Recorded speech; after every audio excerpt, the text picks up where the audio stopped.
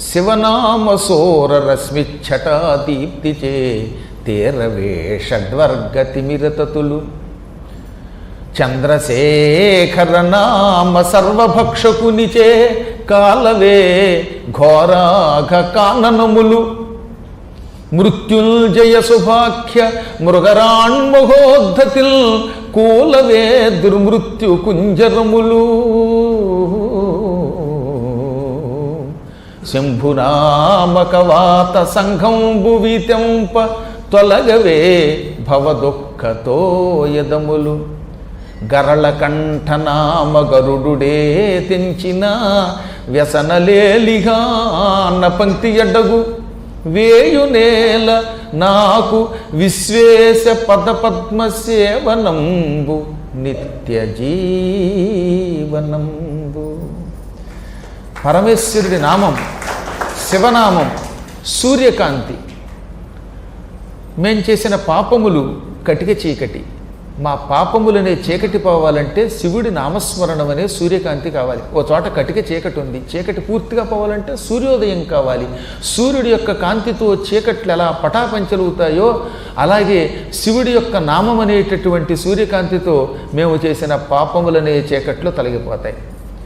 ఆ చంద్రశేఖరుడు, ఆయన నామం అగ్ని.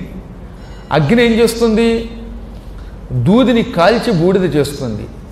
మేము తెల్లవారు లేస్తే ఎన్నో కష్టాల్లో ఉన్నాం. మా కష్టాలన్నీ దూది పింజలు. మా కష్టములనే దూదిని చంద్రశేఖర నామం అనే సర్వభక్షకుడి వల్ల, అగ్ని వల్ల కాలి బూడిదవుతాయి. అంటే మన పాపాలన్నీ ఆయన బూడిద చేస్తాడు.